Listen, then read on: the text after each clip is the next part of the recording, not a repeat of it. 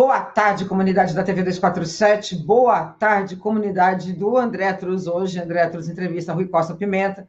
Eu sou André Truz, estamos aqui sexta-feira, 25 de abril de 2025. Peço para todas as pessoas que estão chegando aqui, puder colocar aqui o nosso banner, para, se possível, assinar brasil247.com/apoio ou um Pix, né? Puder doar, fazer uma doação através do Pix. O nosso Pix é pix@brasil247.com.br. É importante demais a participação de vocês, até porque, por conta desse tipo de auxílio, a gente se mantém. É uma empresa que é independente e, basicamente, a gente precisa de vocês que estão sempre aqui, todos os dias. Se puder ajudar, vai valer muito a ajuda de vocês. Acessar o site do Brasil 247, brasil247.com. Lá também tem outras formas de assinatura, pode fazer via site também, que é bem interessante. Então, o que é importante hoje é, se possível, fazer esse tipo de colaboração, mas ficar com a gente. O like é fundamental. Então, se deixar o like, a gente também fica muito feliz, até porque é através desse like que a gente sobe a nossa matéria, a gente sobe a nossa visibilidade, e aí a gente consegue manter essa live com bastante visualização. Eu estou aqui aguardando, eu não sei se o Rui está com algum problema de internet, eu só vou mandar um recado aqui. Ah, já está, já deve estar aqui, já deve estar chegando. Perfeito. Dou boa tarde, então, dando boa tarde aqui para todas as pessoas. O Coronel Siqueira, boa tarde a todos. O Wellington do canal, né? Boa tarde, Andréa, Rui Costa Pimenta, é do canal falando sobre carros, tá? Agora sim. E galera do chat, Marcos Neves também. Quem é o Xandão? Quem? O Xandão? A Naomi Coura, aqui conversando aqui com o nosso pessoal, dando boa tarde também. Boa tarde também para o Claro Como o Sol. A Naomi falou Collor preso, né? Porque o grande Xande Del Supremo não manda prender o Aécio Neves. Pois é, vou perguntar para o Rui, eu achei no mínimo curioso isso também, né? É interessante, ficou boa pergunta. Claro Como o Sol, adoro esse programa, aprendo muito. Luiz Antônio do Amaral, boa tarde, Andréa. Rui Costa Pimenta e Comuna. Maria Cristina também. Luiz Pucinato. Trump faça a inflação grande novamente. E Valéria Guerra, também seja bem-vinda. O Josias, que está sempre aqui com a gente. Boa tarde. Cláudia Barrela também. Flávia. Depois eu vou falar com o resto do pessoal, mas eu vou trazer o Rui, que já chegou aqui. Rui, boa tarde. Seja bem-vindo. Como vai? Boa tarde. Obrigado. Tudo bem, e você? Tudo bem. Rui, eu vou deixar essa questão aqui para daqui a pouco. Nós vamos começar com o 1º de maio, porque, enfim, é curioso a gente tentar entender, né? A CUT não vai fazer o 1º de maio em São Paulo, no momento em que a gente... Né, eu sempre me pergunto, a gente precisa restabelecer uma força e um diálogo, né, dos sindicatos com a classe trabalhadora de alguma forma. O que está acontecendo? É contigo, seja bem-vindo. Obrigado.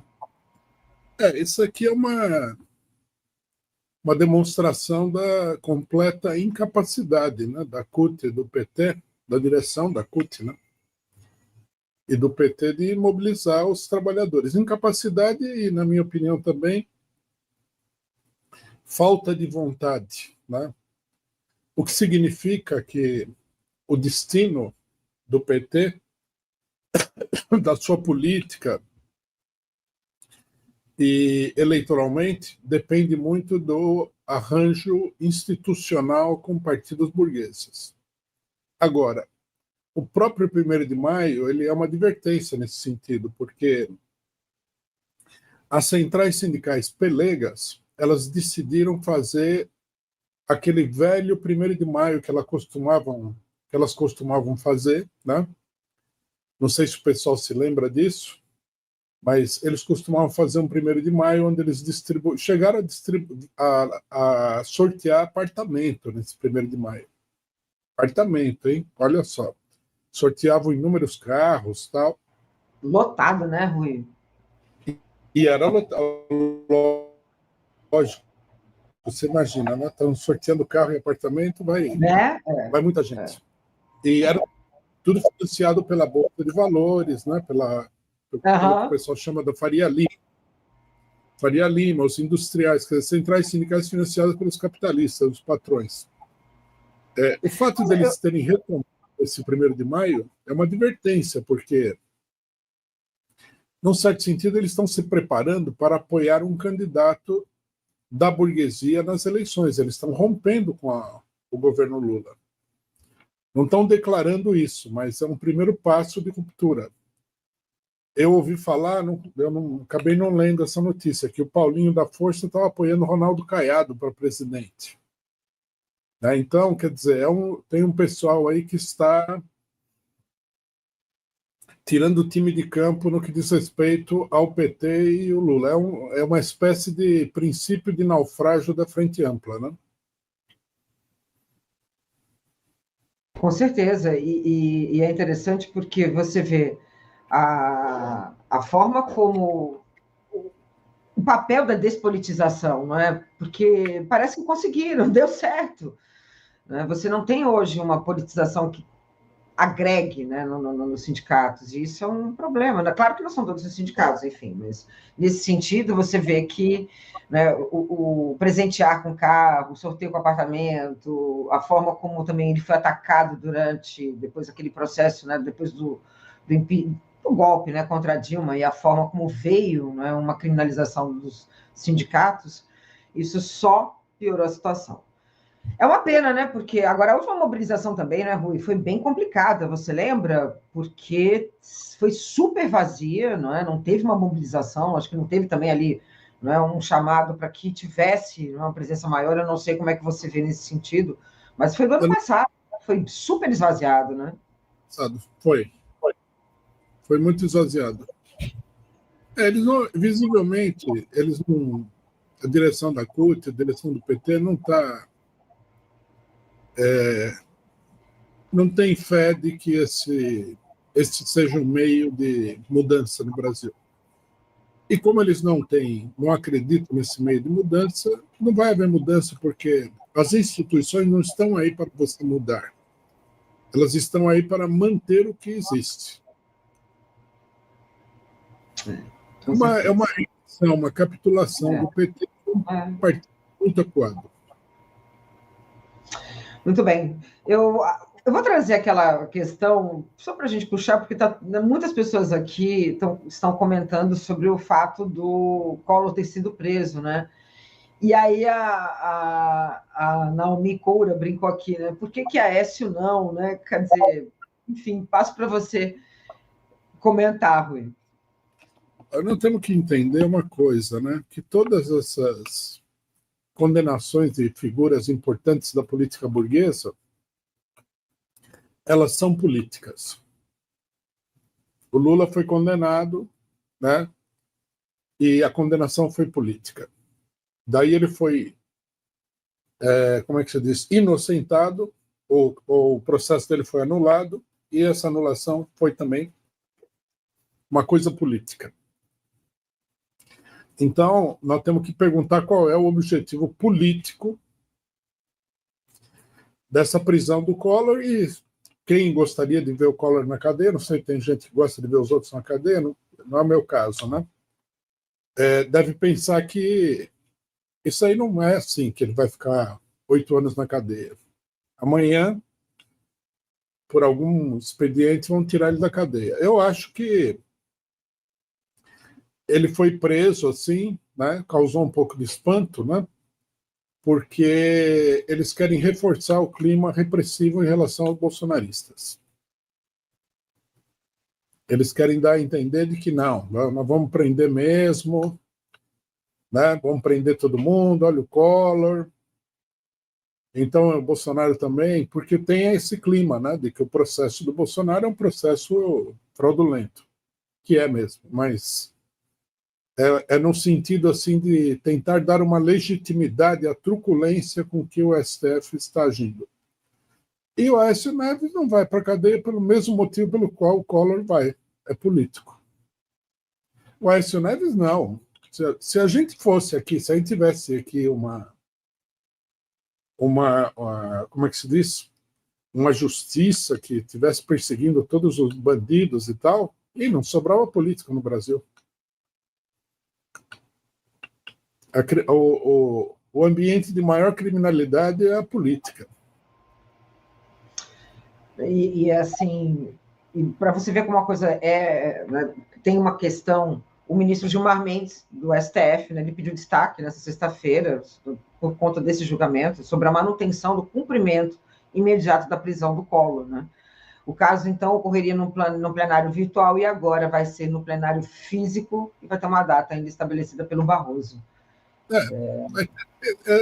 Isso é mais um recado político, né, do Alexandre de Moraes. Ele pode até não ser preso, né? Uhum. Perfeito. E isso entra também um pouco, né, Rui, dentro desse jogo político agora, né, por conta do Bolsonaro, né, que foi intimado, né, na UTI, a forma como ele tenta também usar isso como um proveito político, mas, enfim, eu passo para você, porque eu acho que tem ali um timing, né, tem ali todo um processo. Olha, esse negócio da intimação do Bolsonaro na UTI mostra que o STF, por mais que eles façam, a gente pode esperar que eles farão mais ainda. É uma das coisas mais loucas que eu já ouvi falar em termos de processo judicial. O Bolsonaro foi intimado na UTI. Primeiro, que absurdo. Como é que você vai intimar uma pessoa na UTI? É totalmente... É um ato assim, sei lá, né?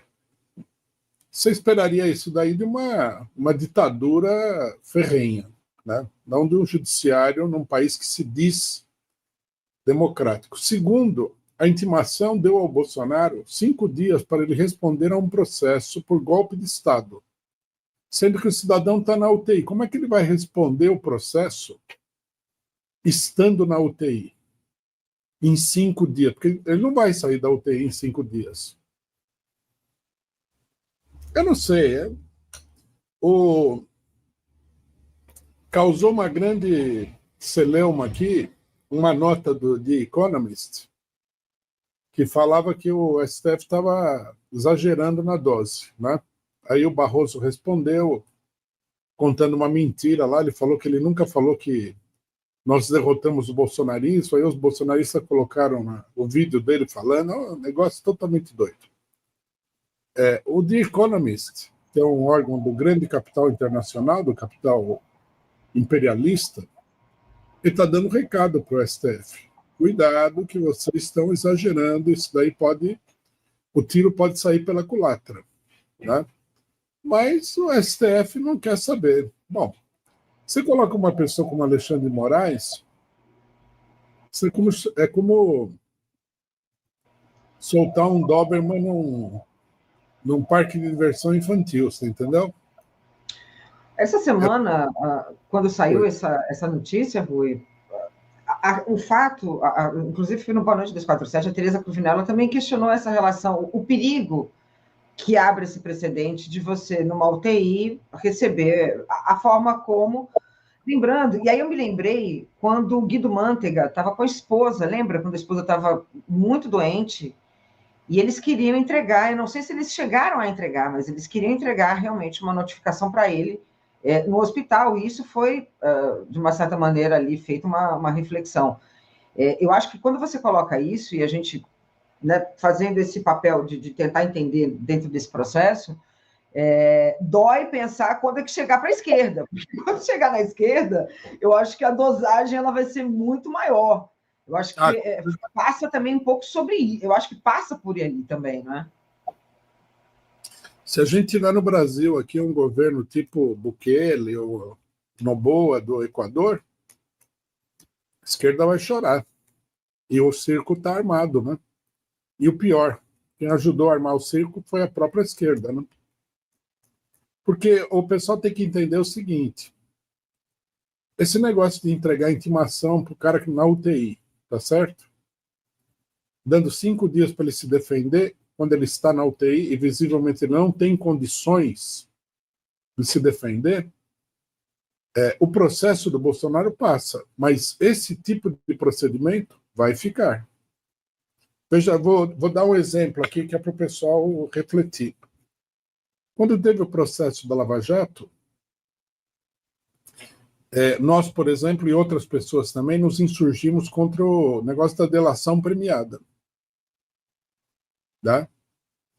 A direita, ela pensava assim, não, isso aí é porque Lula é corrupto e tal, tem que fazer tudo o que foi possível para atacar a corrupção.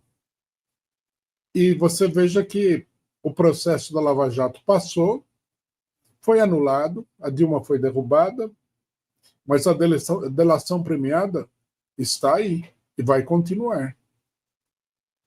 Né? Isso que o pessoal não entende.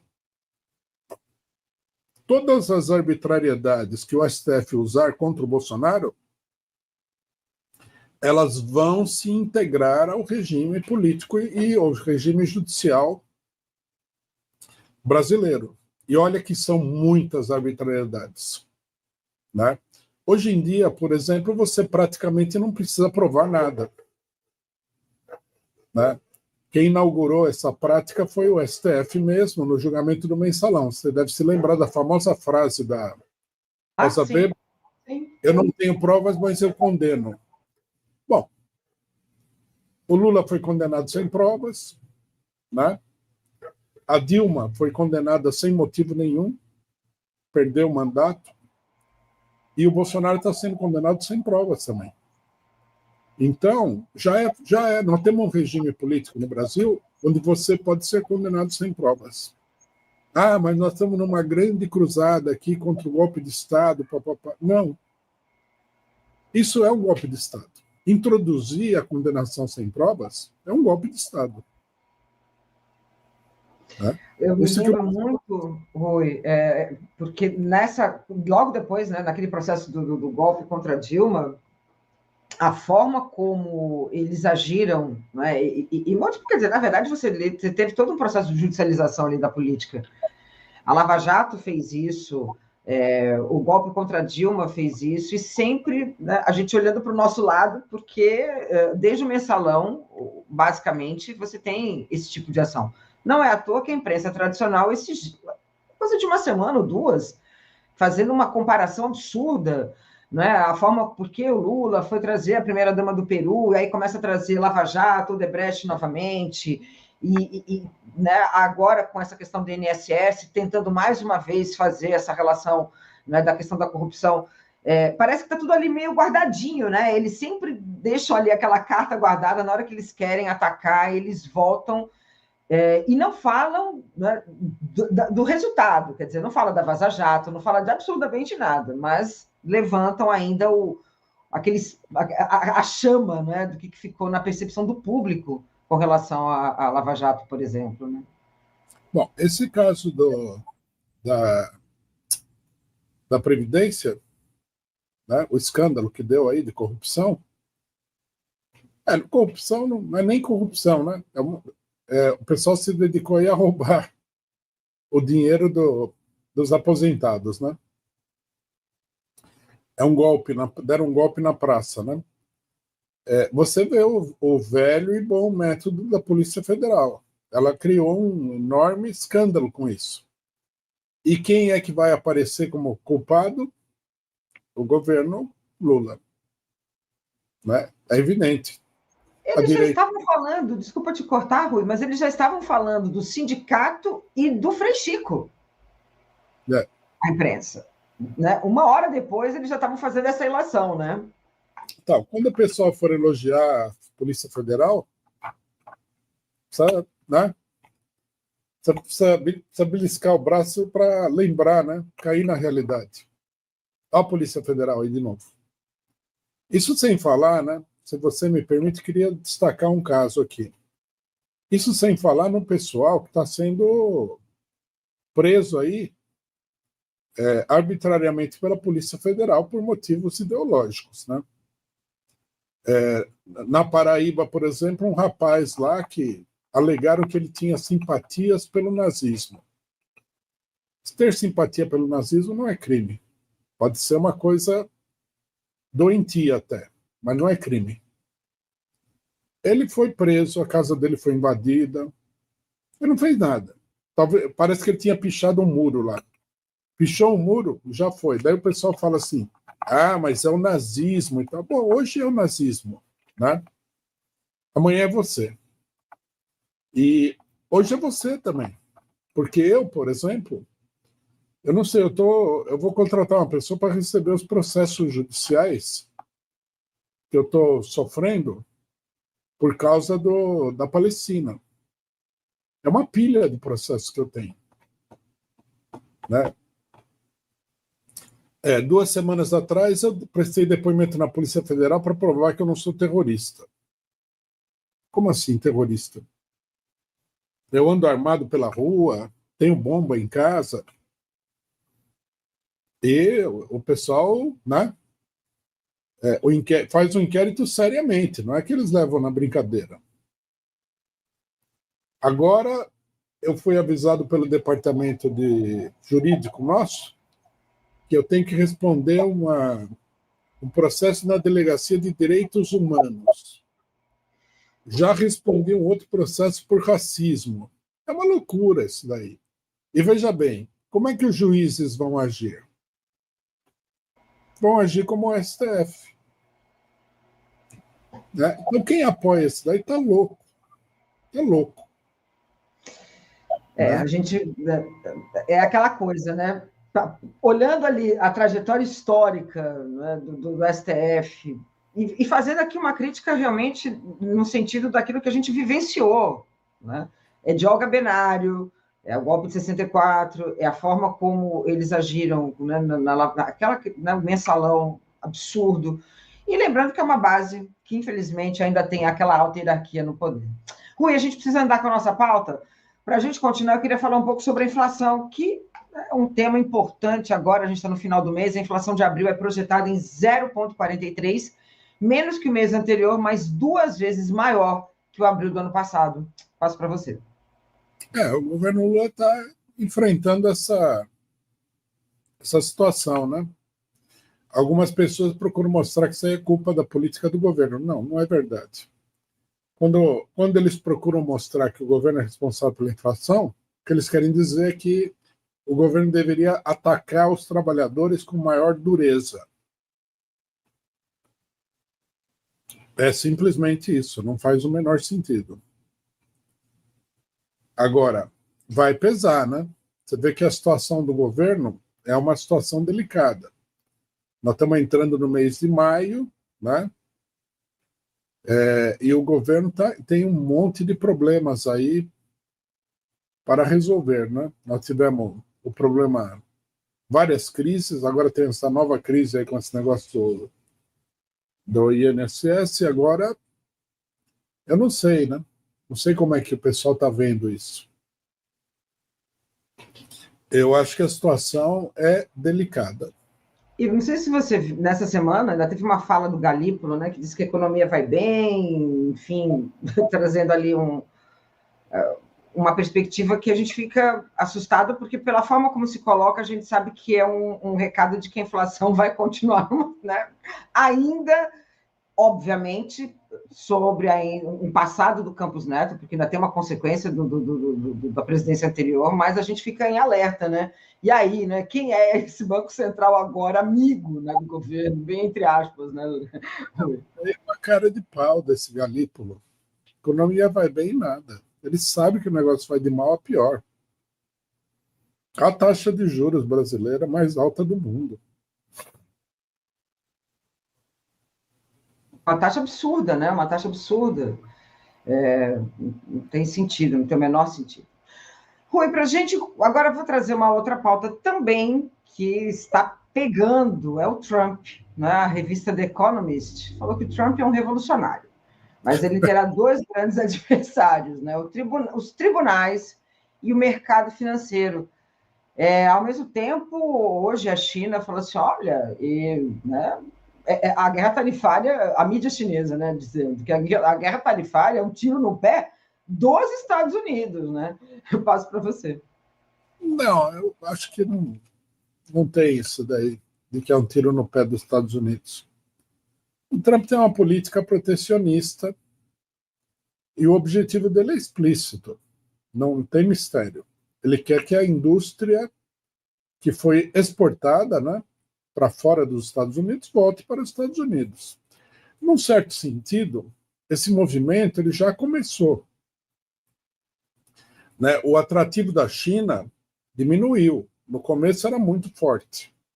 Então, as empresas norte-americanas todas se deslocaram, várias empresas se deslocaram para a China para conseguir, né, condições de barateamento dos seus custos. Mão de obra mais barata, num país onde havia uma infraestrutura relativamente desenvolvida, né, que barateia os custos, logicamente, porque você pode ter mão de obra barata tem em vários lugares do mundo, mas nem todos os lugares têm ferrovia, tem energia elétrica abundante, etc. e tal.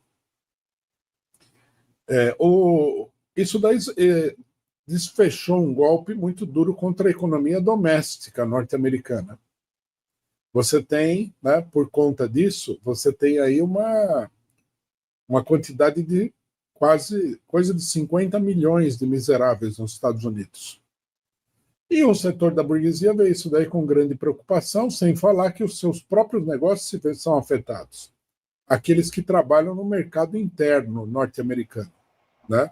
Os que trabalham no mercado externo, né? Os que, digamos assim, para eles não tem problema essa diminuição da economia doméstica norte-americana, tudo tranquilo, né? O mercado norte-americano ainda é bastante grande para produtos de primeira linha e tudo, então está tudo tranquilo. Agora, o que é interessante é que você vê, né? Quem são os inimigos do Trump? O mercado financeiro e o judiciário. O que é o mercado financeiro? É o imperialismo propriamente dito, né? Isso aí confirma o que nós falamos inúmeras vezes, que o governo Trump não é o governo representativo do imperialismo. Eles têm medo de que o protecionismo afete a circulação de capitais, né?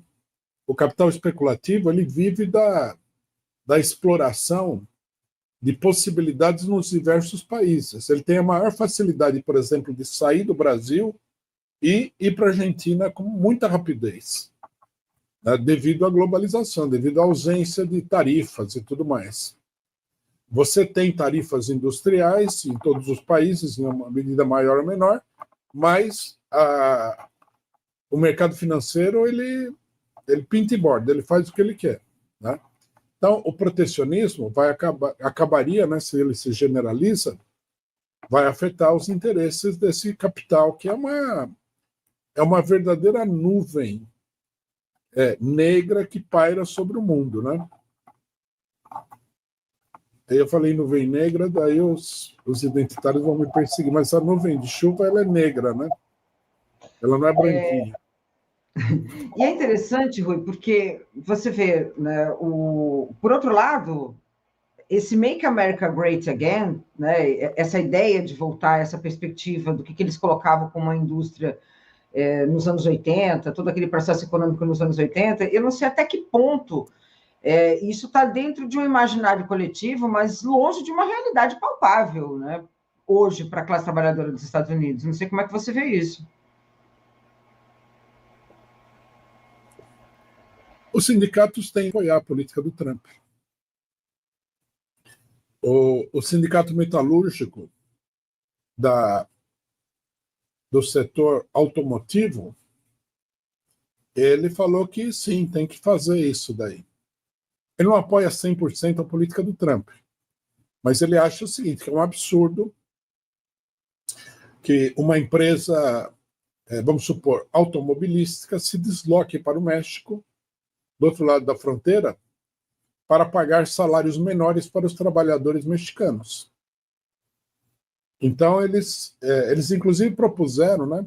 Aí a proposta do sindicato não é do Trump,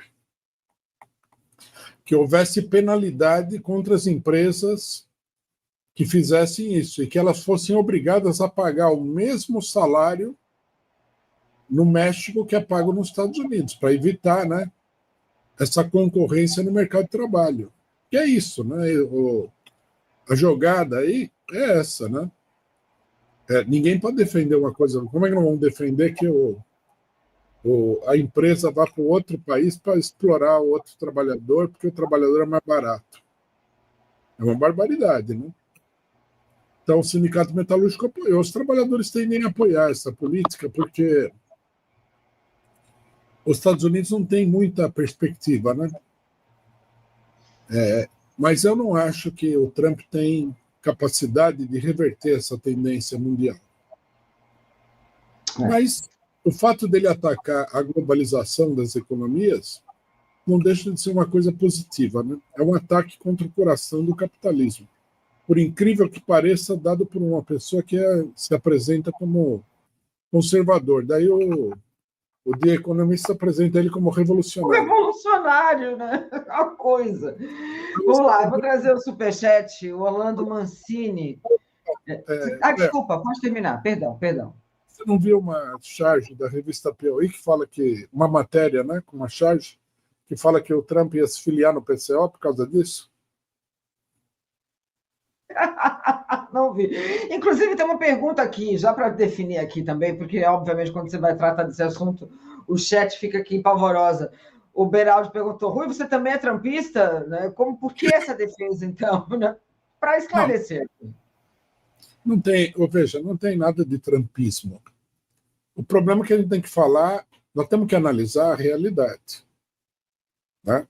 Se a pessoa acha que ela pode analisar a realidade da seguinte maneira: você tem um lado da política burguesa que é o lado do bem, e outro lado é o lado do mal, vai me desculpar, mas isso não produz uma análise objetiva. Né? Então, nós temos que analisar o problema concretamente, tal como ele é. Não vamos inventar a história. O Trump, ele tem aí o seu viés, as suas características fascistas em várias coisas? Tem. Mas na luta que ele está travando aí, que é uma luta de classes, não é uma luta ideológica, ele representa o setor fraco da burguesia que se enfrenta com o setor mais poderoso da burguesia mundial, que é a burguesia imperialista. Né? Então, nós temos que analisar esse problema. Não é porque ele tem uma ideologia reacionária que nós vamos condenar tudo que ele está fazendo, ou vamos procurar mostrar que tudo que ele está fazendo não é o que efetivamente é, mas é outra coisa. Né? Eu, por exemplo, nós sempre combatemos essa política de globalização. Não só nós, a esquerda brasileira toda, o PT inclusive. Agora o Lula está falando em multilateralismo, né? Em liberdade de comércio. Isso é uma balela. Quem que vai defender a liberdade de comércio em plena época do imperialismo, né? O PT fez uma campanha gigantesca contra a ALCA, né? Que era a Área de Livre Comércio das Américas. Agora o Lula fala assim, não, precisamos defender a liberdade de comércio. Não, senhor. Né? O problema do PCO, que a maioria das pessoas sabe o que é, o PCO é um partido que tem memória. Se nós assumimos uma posição, é porque nós pensamos bastante no problema. Não foi levianamente. E nós não vamos esquecer, porque agora fulano, ciclano, beltrano, a imprensa e sei lá quem está falando que o que ontem era considerado uma monstruosidade agora é uma coisa maravilhosa. Vai me desculpar, mas não é assim. Perfeito. Vamos aproveitar, então, depois eu vou ler aqui os comentários, mas eu quero só trazer o Trump, para a gente fechar já essa questão do Trump, no que diz respeito à guerra da Ucrânia. Parece que agora ele ameaça abandonar, eu passo para você. Como é que fica a situação da Ucrânia mais uma vez? A situação da Ucrânia mostra bem uma parte daquilo que o trumpismo significa, né? O Trump não quer financiar a guerra da Ucrânia. Para ele, para o grupo que ele representa, a guerra da Ucrânia não traz nenhuma vantagem. Pelo contrário, ameaça de envolver os Estados Unidos numa guerra com a Rússia. Aí vai gastar muito dinheiro, papapá. Bom, se você vai gastar dinheiro numa guerra, você vai ganhar alguma coisa com isso, né? A não ser que a gente acredite na propaganda do Estado norte-americano, que fala que faz guerras para defender a democracia. Se a gente não acreditar nesse conto de fadas, nós sabemos que as guerras são por interesses econômicos. Quais são os interesses econômicos? São os interesses econômicos do mercado financeiro mundial, das grandes empresas petroleiras, etc., etc. Bom, o Trump não tem esse interesse. Esse não é o interesse dele, né? Ele não liga para isso. Ele está buscando outro objetivo. Então, ele procurou acabar com a guerra. Mas o interessante não é que ele tenha procurado acabar com a guerra, porque isso daí já estava dado na campanha eleitoral dele e até antes, né? O que é interessante é que até agora ele não conseguiu acabar com a guerra. O que mostra que os defensores da guerra, eles são muito poderosos. Né? Você vê, o próprio presidente dos Estados Unidos não consegue acabar com a guerra. Agora ele falou que vai deixar o Zelensky no sereno. Vai acontecer isso? Não sei. Né? Pode ser que ele já fez várias ameaças para o Zelensky. Ele vai conseguir agora dobrar o... Porque não é o Zelensky também, vamos ter claro. É o capital europeu, é uma boa parte do americano que quer a guerra. A Rússia colocar a União Europeia nessa história, né, Rui? A União Europeia, Japão, o próprio capital norte-americano, né? Porque não é só o governo. Nos Estados Unidos não tem só o governo, nos Estados Unidos tem as empresas. Essas empresas é que normalmente controlam o governo.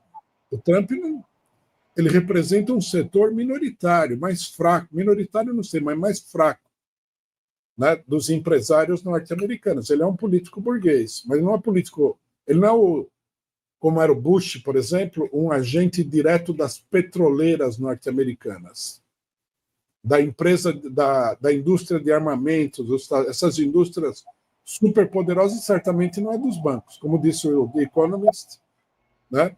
Os bancos e o mercado financeiro são um obstáculo. Nós temos que analisar a realidade tal como ela é. Não podemos criar aqui, né, uma versão religiosa da coisa. Ah, o Trump é mau, é o demônio, e o outro é bonzinho, é um anjinho e tal. Isso aí não é política, não é sério, não é... Né? E, inclusive, a caracterização que você faça de cada lado vai orientar a sua política. Né? Quem que você vai colocar como principal obstáculo para o povo? Né? Para o povo, porque para nós o interesse da burguesia não vale nada. Né? Seja lá de que burguesia for.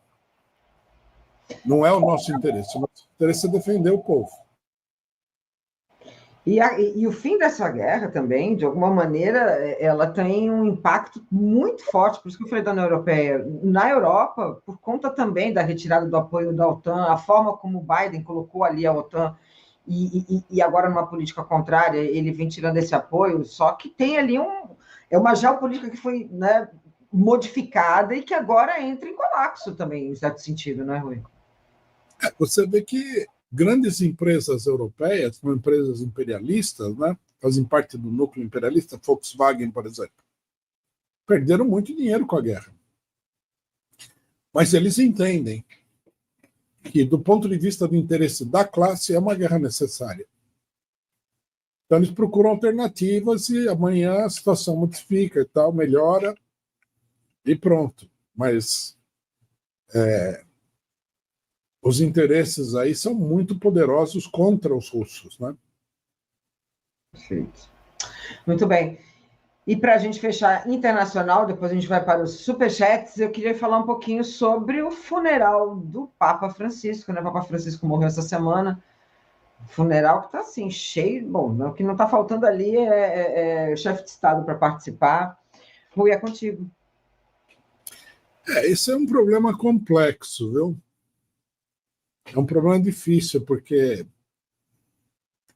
é meio difícil de penetrar naqueles corredores ali do Vaticano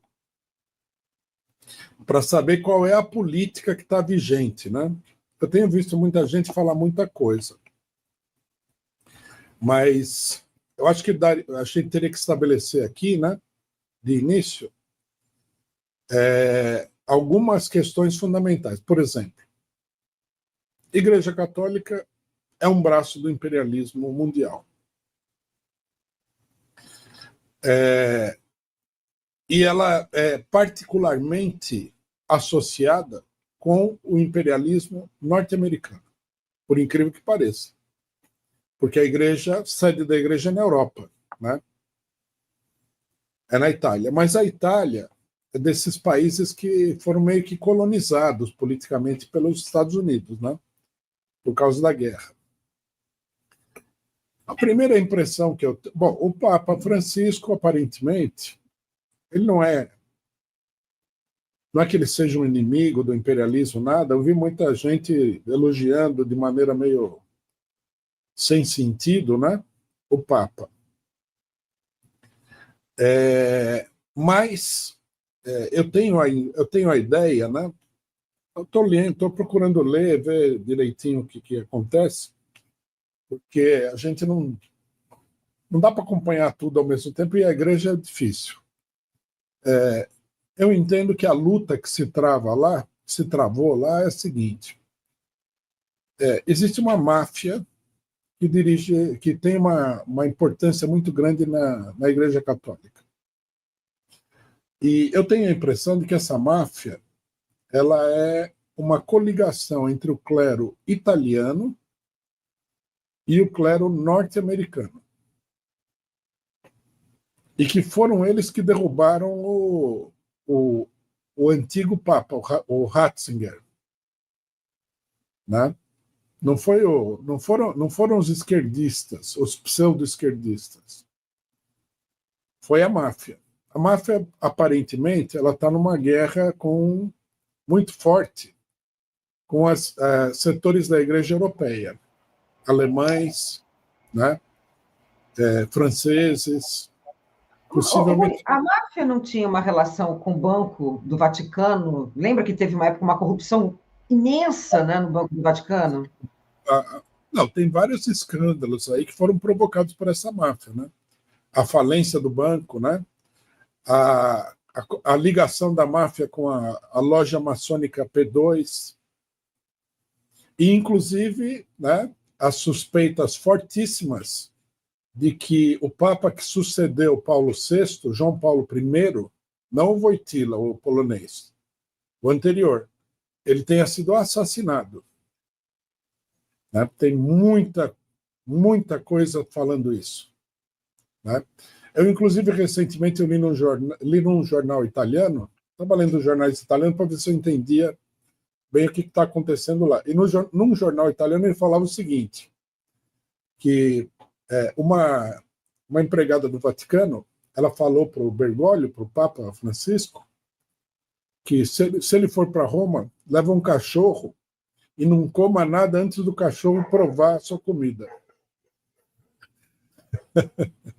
Olha só o nível. Daí, numa outra parte, ele falava o seguinte, que tem a turma do punhal e do veneno. É uma loucura. Né? É uma loucura, mas é natural. Pô. Os interesses são muito curiosos. Rui, pelo histórico da Igreja Católica, né, quando você pensa, né, no Tribunal do Santo Ofício, a ciência daquela, né, dos artefatos de tortura, né, tudo é possível. Né? Tem um histórico, infelizmente, bem complicado. A gente recebeu aqui em 2006, em Tu, uma amostra, né, era uma exposição desses objetos de tortura. Uma coisa horrenda, um negócio absurdo. Né? E mais, a Igreja é o partido político mais antigo do mundo, né? Com certeza. Né? Isso é uma coisa, eles têm uma ciência e uma arte da política, né? Maquiavélica. Sim, eles estruturaram basicamente, né, a política que leva o capitalismo comercial ali de alguma forma, né, num determinado momento. Tem uma importância muito grande. Por exemplo, uma coisa que todo mundo devia levar em consideração é o seguinte: muita gente pensa que a briga se dá entre os direitistas, tipo Ratzinger, e os liberais, tipo Papa Francisco, Bergoglio. Não é bem assim, porque o Ratzinger não foi derrubado pelo Bergoglio. E o Ratzinger, ele apoiou o Bergoglio durante muito tempo. Né? Quer dizer, tanto a direita como a ala mais liberal, eles se defrontam com uma cabala que tem ali dentro. Né? Você vê que o Bergoglio ele expandiu o número de cardeais aí. Ele deu o chapéu vermelho para mais de 100 pessoas, na África, na Ásia, para dispersar, né? Esse movimento indica que ele quer tirar o centro de gravidade da igreja da Europa. Tá? Não sei se ele conseguiu, mas veja, mais de 100 cardeais novos, acho que ninguém fez isso. Né? Ninguém foi tão longe. Nós temos que acompanhar para ver como é que se desenvolve Exato. a luta interna, que é uma luta intensa e muito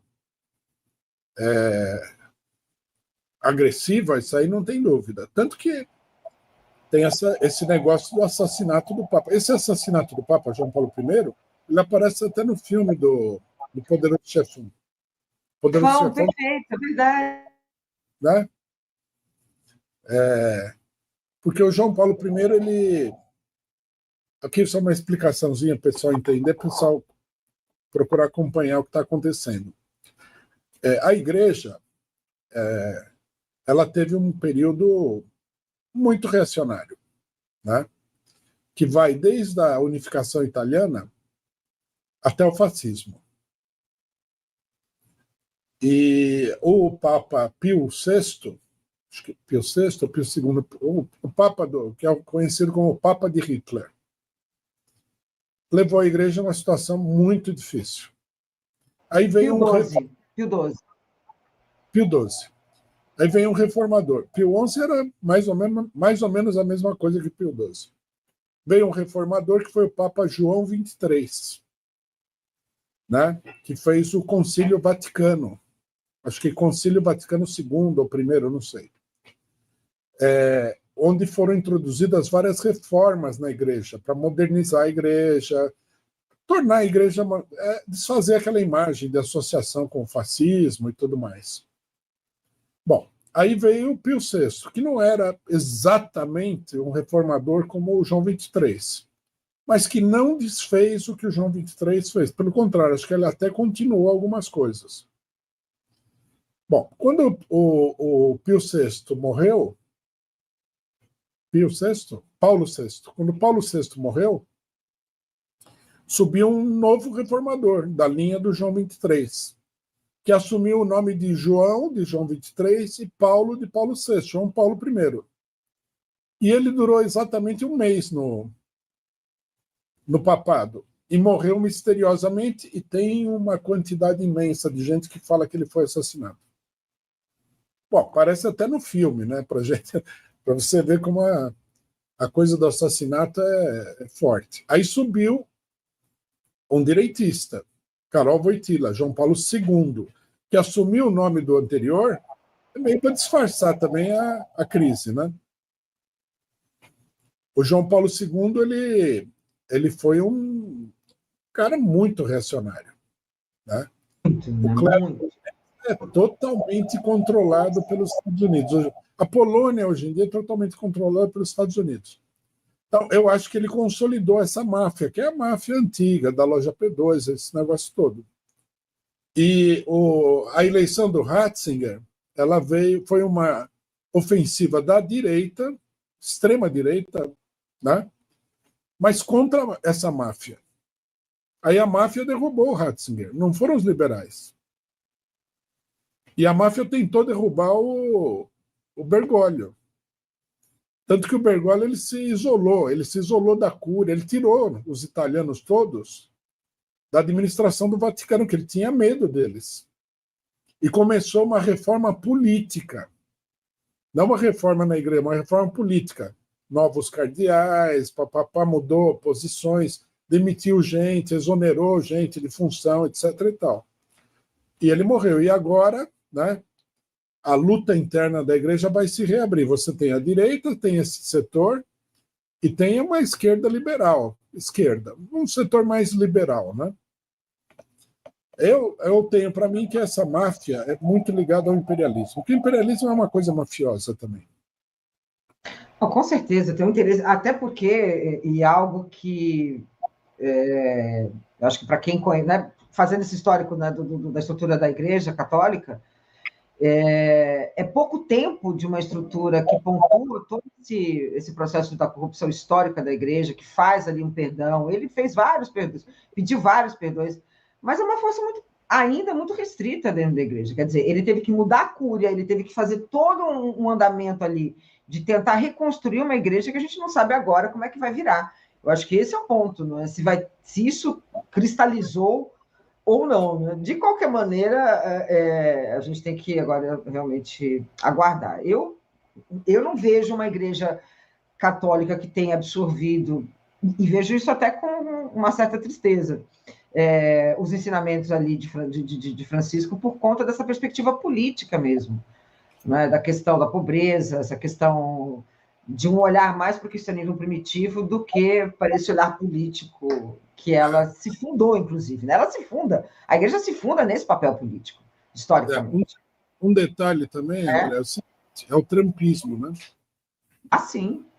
O Trump ele vai intervir nessa questão da escolha do novo Papa. Eu vi quase 60% dos católicos norte-americanos votam no Trump. E os católicos norte-americanos eles são influentes, porque, embora os Estados Unidos não seja um país católico, é um país muito rico. E você tem muitos empresários católicos, né, muito dinheiro. E eu acho que o clero católico norte-americano é um inimigo do Trump. E o Trump ele vai se aliar com a direita, né, contra esse pessoal. Por aí você vê que a briga não é tão simples assim como parece, né? Porque esse pessoal é sinistro, vamos falar que é verdade. Nossa, né? Eu me lembro muito, né? Mais uma vez voltando para a história, né? O quanto Abelardo sofreu, né? Olha, pegando só ele, né? Só um, né? Mas tem muito mais da história ali, né? Muita gente sofreu na mão desse pessoal aí. Muito. Bom, vou trazer agora o superchat e a gente... desculpa, pode falar. Não, nós temos que dizer também o seguinte, que, lógico, nós temos que analisar politicamente a igreja, né, um fator político importante, etc. e tal. Agora, é uma igreja de mais de 1 bilhão de pessoas, né? Então, nós temos que considerar que o pessoal tem uma expectativa na igreja, né? Tem uma esperança essa esperança no sobrenatural que as pessoas religiosas têm e tudo mais. Nós temos que considerar tudo isso, né? Não é só uma culpa que vive de uma politicagem horrenda, né? É muita gente. E a igreja também é um fato cultural na história da humanidade e dos mais importantes. Tudo isso tem que ser levado em consideração, né? Para a gente não cair naquele anticatolicismo primário, né? Não, com certeza. Não, a gente está fazendo aqui um pouco até um histórico da igreja, e a partir daí tentar entender o que vai virar. Né? Acho que é essa a questão. Né? Muito bem. Agora vamos aos superchats, e agradecendo aqui a todos os superchats, eu passo para você responder. Orlando Mancini, lá vem passar pano para o Collor. O Collor roubou, não roubou? Que absurdo. Mataram até o PC Farias. Orlando, muito obrigada pelo seu superchat. Eu já passo para você, tá, Rui? O José Mentor Melo, quem entregou a intimação na UTI foi o judiciário, não a esquerda, Rui. E o Mentor falou o seguinte, José Mentor Melo, quem associou o Frei Chico a essa questão do INSS foi a Globo Golpista, não foi a Polícia Federal, não, foi a Globo Golpista, foi a CNN, foram vários, né, que fizeram esse tipo de ilação. E a polícia deu publicidade ao negócio? Pois é. Eu passo para você, então, se você quiser responder o superchat, é contigo. Olha, eu acho de uma inocência muito grande ficar feliz com a prisão do Collor. É uma coisa política. Daí o cidadão fala, não, ele roubou. Meu, a roubalheira nesse país aqui é estratosférica. Se for por isso, o judiciário teria que colocar na cadeia milhões de pessoas. É uma loucura o que acontece aqui. Como é que nós vamos festejar a vitória de um cara que visivelmente é uma é uma coisa política. E o Sarney? O Sarney, o que ele é? Um santo? São Sarney? Por que ele nunca foi preso? E o pessoal do PSDB? Tudo santo? Não tinha corrupção nenhuma nos governos do PSDB? E o Fernando Henrique Cardoso, que vendeu as empresas estatais a preço de pinga? Por que você vende uma empresa estatal de milhões a preço de pinga? Cadê a investigação desse que será talvez o maior roubo? E a dívida pública brasileira, que é uma roubalheira sem fim? A privatização da Petrobras, que é uma coisa criminosa. Então, ficar alegre que o Collor foi preso é muita inocência. É uma prisão política, né? Ele não está sendo preso porque ele é corrupto. Não digo que ele seja honesto, não é isso. Eu, por exemplo, participei ativamente da campanha pelo Fora Collor. O Collor era presidente. Participei da campanha contra o Collor. Eu não sou amigo do Collor. Mas agora, não vamos... Ah, não, ele foi preso porque ele é corrupto. É a mesma coisa que acreditar que o pessoal que está na cadeia porque é bandido, não porque é pobre. Né? Precisa ser muito inocente. Né? Outra coisa, eu não falei que foi a esquerda que deu a intimação do Bolsonaro. Falei que foi eu sei que foi o judiciário, mas é uma coisa criminosa fazer isso. A esquerda apoia, esse é o problema. Né? Não tem que apoiar esse tipo de coisa, porque esse tipo de coisa é um golpe de Estado, você fazer um processo fraudulento. Ou processos fraudulentos não são golpe de Estado contra pessoas importantes da política. Né? O processo da Lava Jato não era processo de golpe de Estado. É claro que é um processo de golpe de Estado. Então, é uma barbaridade. Não podemos ser ingênuos com aquilo. Né? Agora, o negócio do bem e do mal. O Collor foi preso porque ele é do mal e o STF é do bem. Não, o Collor, perto do STF, é um anjinho de asinhas cor-de-rosas. Eu acho que as pessoas têm essa relação muito, Rui, pela sangria do que ele fez com um bem naquele momento, que era a caderneta de poupança. A Sol Passos, pelo menos, ela falou o seguinte: olha, eu não fiquei alegre com a prisão do Collor, mas eu me senti justiçada. Eu acho que essa relação ali, né? Não, enfim. Tudo bem, mas é ingenuidade. Isso aí não está sendo preso por causa... O negócio da caderneta de poupança foi em 89. Faz 35 anos. 35 anos. Todo mundo apoiou. Todo mundo. Toda a burguesia apoiou, a imprensa, os partidos políticos todos apoiaram isso daí. Né? E o cara vai ser preso agora? Tudo bem, eu não gosto do Collor, não acho que o Collor... Mas nessa altura, quando ele era poderoso, ninguém foi lá colocar o cara... Ninguém mexeu, né? Ninguém mexeu. Agora Exato. Que ele é um espremido, o pessoal quer botar ele na cadeia e chega para o povo e fala só, estamos fazendo justiça aqui. Faça-me o favor. Perfeito. Rui, desculpa, deu o nosso horário, por isso que eu estou aqui já preocupada que a gente precisa fechar. Agradeço mais uma vez a sua participação aqui com a gente. Peço para as pessoas continuarem com a nossa programação amanhã. Que horas a sua programação? 1h. E queria, rapidinho, chamar o pessoal para o ato do 1º de maio em São Paulo, que vai ter, sim, mas não, infelizmente, na Praça Oswaldo Cruz, às 10 horas da manhã. Muito bem, fechadíssimo, então, gente. Agradeço demais a presença de todas as pessoas. Eu volto agora às 18 horas no Boa Noite 247. Até mais, Rui. Bom final de semana e até amanhã no programa do Rui. Tchau, tchau. Muito.